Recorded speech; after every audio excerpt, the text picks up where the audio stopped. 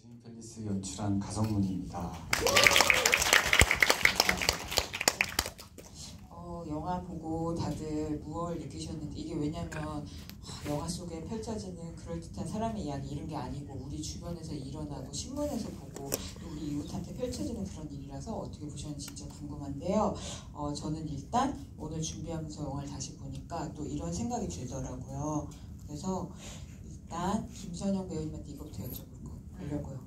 전 혜정이가 어떤 인물이라고 영화를 보고 나서 최종 인상이 들었냐면은, 다른 사람이 나를 어떻게 보나 이게 중요한 게 아니고 자기 자신을 설득하는 게 제일 중요한 사람이라는 생각이 들었어요. 그래서 어떤 상황이든 자기 안에 그게 수긍이 되면 그걸 위해서 뭐든 할 수 있는 사람이라는 생각이 들거든요. 그게 무슨 남한테 비난을 받거나 하더라도. 그래서 그 신념이 하나 생기면 사실 영화 속에서 진짜 바쁘고 최선을 다해서 살잖아요. 그래서 그런 사람인 것 같다. 그렇게 생각하신 건가? 이런 생각이 들어서 기본적으로 어떤 인물이라고 생각하고 있나요? 되게 재밌는 얘기다. 왜냐면 표면적으로 이 여자는 굉장히 그 모든 상황에서도 의상도 굉장히 이렇게 갇혀 입고 다니고 다른 사람의 시선을 굉장히 신경 쓰는 여자인 것이 기본인데, 그 기자님 말씀이 맞는 게, 이 여자를 설득시킬 수 있는 건 남들이 봤을 때 이것은 이럴 거야. 남들이 봤을 때 이게 이 여자의 어떤 이 패러다임이 있어요, 이 머릿속에. 그래서 그게 자신에게 설득이 되는 거예요. 그러니까 이게 닭이냐 계란이냐인데, 그런데 그냥 딱 쉽게 얘기하면은 굉장히 다른 사람의 시선을 신경을 쓰는 사람이에요. 굉장히.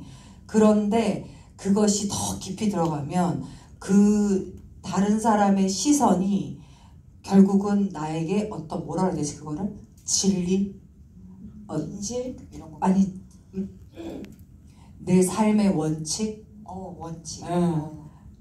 남들이 보기에 이것은 틀리지 않았을 거야. 남들이 보기에 여기서 너무 후지지 않았어.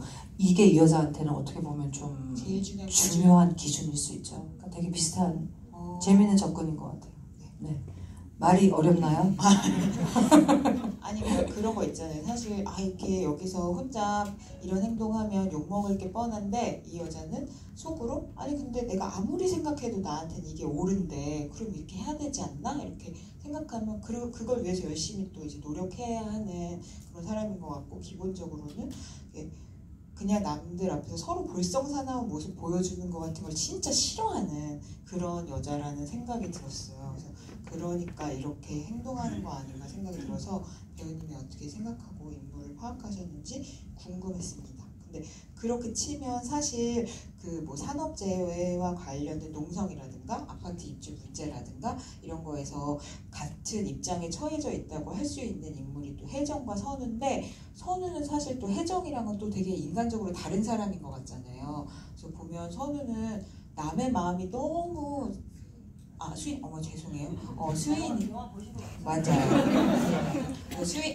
수인이는 근데 남의 마음이 너무 잘 보이고 읽혀서 그게 너무 잘 보이고 읽혀서 그거대로 그걸 보면서 행동할 수밖에 없는 사람, 마음을 너무 잘 보고 읽고 눈치채는 사람 같다는 생각이 들었거든요. 그래서 배우님은 또 어떻게 보고 접근하셨는지.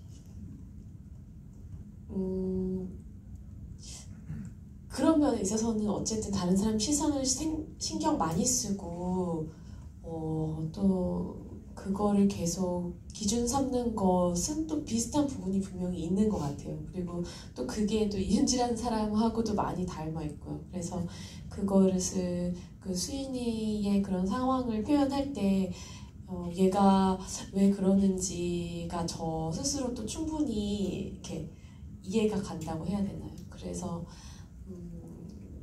누구보다도 어떻게 하고 싶은 마음, 현실을 직시하고 싶은 마음이 있었을 텐데 자이든 타이든 그런 것들을 이렇게 쉽게 깨부시고 나올 수 있는 상황들은 아니었던 것 같고, 그것을 표현하지 못하고 마음속에만 담아두고 있다 보니까 그 수인이를 전체를 감싸고 있는 뭔가 그런 조금 어두운 빛의 그림자 같은 것들이 내내 영화 속에서 보였던 것 같아요. 제가 이제 나중에 연기를 할 때는 그 마음만 생각하느라고 어떻게 보일지는 생각을 잘 못했는데 영화를 보다 보니까 오히려 제가 생각했던 것보다 아 얘가 더 많이 가슴속에 더 많이 안 노출하고 싶어 하는구나 이런 생각을 하게 됐었어요. 그래서 다 느끼셨겠지만 저는 두 분이 영화에 첫 등장하고 계속 이렇게 나오실 때 그 두 배우님한테 약간 처음 보는 얼굴이다 이런 생각들을 하면서 영화를 좀 봤던 것 같아요. 되게 익숙하게 많이 연기하시는 걸 다양한 캐릭터로 봤는데도 저런 인간, 저런 인물을 연기하시는 저런 표정은 처음 본 것 같아서 약간 낯선 느낌 같은 걸 받으면서 영화를 봤습니다. 네, 그렇다면 우리 동욱을 연기한 최민영 배우님한테도 사실 영화 계속 보고 있으면 그게 제일 궁금하거든요. 동욱에 대해서. 근데 2년 동안 그럼 시위 현장에서 엄마랑 같이 그 시위 하시는 분들이 은근히 우리 아빠 탓하는 것 같은 거에 대한 불만을 엄마랑 같이 느꼈을 텐데 엄마랑 입장이 다르고 오히려 엄마한테 약간 불만이 있는 것 같잖아요. 물론 이제 그게 폭발하는 씬에서 어느 정도 왜 그런 생각하는지가 좀 드러나긴 하는데 동욱이가 왜 이제 그런 감정을 갖게 됐다고 생각하셨는지 궁금해요. 엄마에게요. 네, 전체적으로. 그러니까 엄마와 그 시위하시는 분들한테 왜 엄마랑 다른 입장을 이렇게 취하게 된 건지. 저는 이제 엄마가 합의를 하고 시위 현장에 나가지 않았음에도 계속해서 동욱이가 시위 현장에 나가는 것에 있어서는 물론 동욱이가 시위를 하면서 그 유가족들이랑 정도 들고 친해지고 그들의 입장을 이해하기 때문도 있지만 그것보다도 내가 너무 싫어하는 우리 엄마가 해야 하는 일인데 하지 못하는 일을 내가 대신이라도 조금이라도 한다라는 마음이 조금 컸던 것 같고요. 그리고 엄마의 그런 행동들이 너무 못마땅해 보였던 이유는 조금 어린 마음에 굉장히 단순한 어떤 윤리적 기준을 가지고 그 기준에서 엄마의 행동이 이기적이다 그리고 남을 전혀 생각하지 않는 행동이다 라는 단편적인 윤리적 기준을 통해서 엄마를 바라봤기 때문이라고 생각을 해요. 그리고 그 기준에 있어서 계속해서 엄마는 끊임없이 뭐 나를 위한다고 하고 가족을 위한다고 하지만 결국에는 나중에는 이제 수인이 아줌마까지 외면하는 상태까지 이르르니까 더 그 감정이 좀 크게 다르지 않았나라고 생각합니다. 근데 그 폭발하는 장면 보면서 그런 생각도 들었어요. 이게 비단 두 모자의 갈등이 2년 동안 벌어진 일일까 아니면 이제 엄마가 저런 성격과 저런 신념으로 계속 살았을 테니까 계속 그 전부터 아들이 엄마를 보면서 그런 불만을 갖고 있던 게 좀 쌓여서 나오는 건가 이런 생각도 하게 되더라고요. 저는 개인적으로 물론 그냥 그 이전에도 이제 아버지가 돌아가시기 이전에도 엄마 저런 부분 너무 짜증나 정도는 뭐 있을 수 있었겠지만 그게 어떤 지금처럼 어떤 심각한 수준의 갈등의 시작이 그때부터 있었다고 느끼진 않았고요. 왜냐하면 이제 그 말씀하신 폭발하는 장면에서도 보면은 아빠 죽고 나서 단 한순간도 좋았던 순간이 없어 라는 대사가 저에게는 조금 동욱이 엄마의 관계를 그려나가는데 좀 큰 힌트가 됐던 대사였거든요. 그래서 그런 장면, 그런 대사로 미뤄보았을 때는 저는 좀 엄마가 합의를 하고 이제 아버지가 돌아가시고 그런 사건들에서부터 조금 관계가 많이 극도로 악화되지 않았나라고 생각합니다. 그럼 이제 가성문 감독님께 여쭤볼 건데 제가 영화 보고 나오자마자 누가 영화 어땠어? 이래가지고 제가 처음 했던 말이 감독님 진짜 무서운 사람인 것 같아요. 그랬거든요. 근데 그게 왜 그러냐면은 그 사실 이 영화는 뭐 여기 계신 뭐 혜정, 수인, 동욱을 비롯해서 같은 큰 사건이 두 개잖아요. 산업재해와 관련된 농성이고 또 하나는 이제 아파트 미분양 사태에 관련된 건데 근데 사실 여기 있는 인물들이 거기 한가운데 들어가려고 노력한 적이 없거든요. 그래서 이제 다 거기에 정말 거기서 도망을 가려고 하는데 어떻게 자꾸 휘말리는 그런 얘기인데 그 안에 그걸 가지고 너무 다양한 입장에 있는 사람들이 많이 등장을 한단 말이에요. 그리고 이 영화가 그걸 되게 이렇게 하나하나 들여다보는데 약간 이 영화의 태도가 저한테 어떤 입장이었냐면 너무 중립적이고 태도를 잘 취해서 얄미울 정도로 그 왜 백분 토론 같은 거 할 때 사회자 태도 같다 이제 이런 생각을 했어요. 그게 이제 왜 그러냐면은 똑같은 얘기도 예를 들면 혜정이나 아니면은 수인이 입장에서 너무 억울하고 힘드니까 그거에 대해서 진짜 힘들겠다 이런 걸 우리를 더 이입을 시키는 태도로 그릴 수도 있고 아니면 이 전체적인 상황이 너무 촌극 같으니까 블랙 코미디 같이 그릴 수도 있거든요. 근데 뭐 예를 들면은 그 유가족 대표님, 뭐 아드님, 뭐 그리고 반상회장님 막 이런 분들이 나올 때 그분들의 입장과 캐릭터를 다 그리고 다 그리면서 그 사람에 대한 판단을 잘 안 하고 당장 그리고 그 사람에 대한 표정을 잘 드러내지 않는다 그래야 되나 영화가 그걸 끝까지 가져가는 거예요. 근데 그러기가 되게 힘들잖아요 생각보다. 왜냐면 감독님이 그 인물을 쓰고 만들면서 얼마나 애정이 생기면서 막 마음을 들여다보겠어요. 근데 끝까지 그걸 안 하는 거 보고 감독님 진짜 무서운 사람이다 그냥 생각했거든요. 네. 일단 저는 무서운 사람이 아니고요.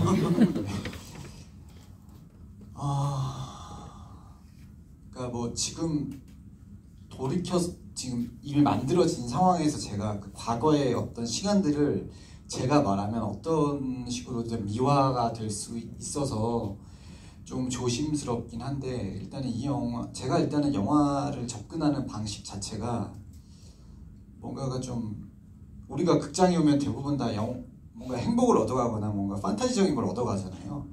그런 영화 저도 좋아합니다. 저도 좋아하는데 이 문제가 이런 어떤 소재들을 가지고 그러니까 을간의 다툼이라는 소재를 가지고 제가 영화를 접근을 할 때는 훨씬 또 조심스러웠어요. 어떻게 생각하면 제 안에 답이 없다는 느낌도 들었던 것 같아요.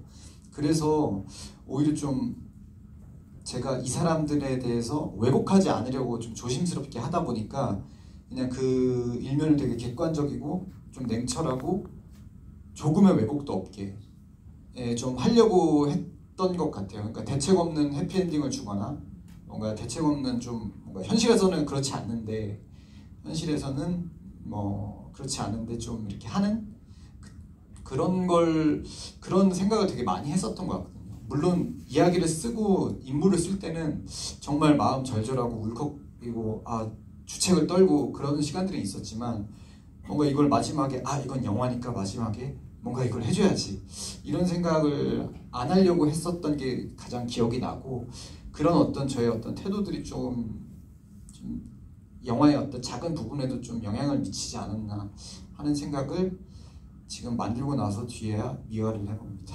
이런 생각하셨어요? 영화의 톤 이런 거에 대해서?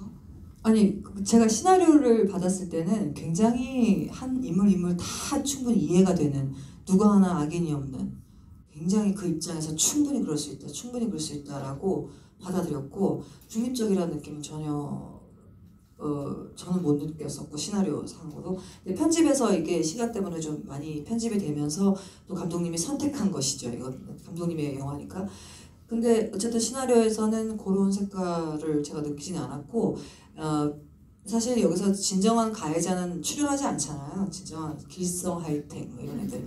근데 피해자들끼리 이거는 지금 갈등하는 거거든요. 이 감독님은 피해자들끼리 싸우지 말아야 될 사람들끼리 갈등하는 얘기를 하고 계시는 거고 그리고 합의 보고 나온 사람에 대해서 계속 투쟁하고 있는 것이 아니라 그것을 포기하고 합의 보고 그 목숨값으로 아파트를 이제 마련했는데 그 합의 보고 나와서 살아가는 그 사람에 대한 감독님의 저는 따뜻함이 느껴졌어요. 내가 이거 안 하면은 안 되겠다, 해야 되겠다. 왜냐면은 이 여자를 안 하면 이 여자를 내가 외면하는 것 같다는 느낌을 받았어요. 예, 그래서 글쎄요, 중립적이다. 뭐 되게 따뜻하다고 느꼈어요, 저는. 예. 네. 박수 치시는 거예요? 뭐 객관적이다, 주관적이다, 뭐 굳이 이 단어를 쓰자면 저는 되게 주관적으로 보아질 만큼 굉장히 강하게 이야기와 상황과 감정이 있는 인물들로만 이루어져 있다고 생각이 들어요. 근데 그게 제가 지금 기자님 질문에도 되게 재밌다고 생각하면서 들었는데 그 인물들이 다 모여서 사는 드림 팰리스인데 또 그 영화 자체는 또 어떠한 판단도 내리지 않는 어떤 그런 중립적인 어떤 색깔을 볼 수 있다라는 게 지금 되게 재밌다라는 생각이 지금 들거든요.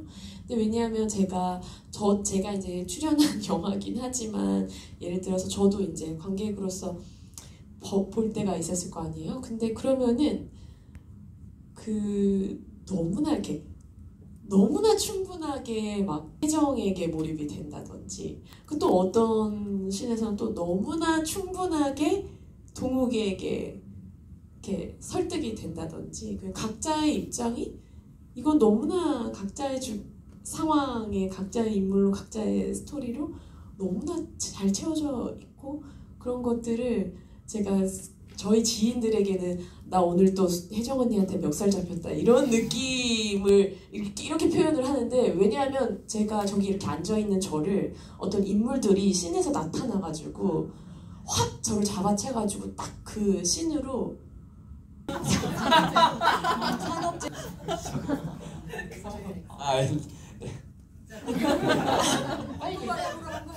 발음에 유의해주세요. 네, 산업재는 영어로 Industrial Accident라고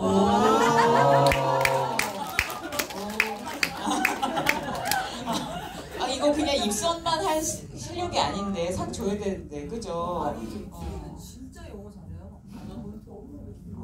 네. 그럼 인더스트리얼 액시던트와 함께 배우님 대답 들어보도록 하겠습니다.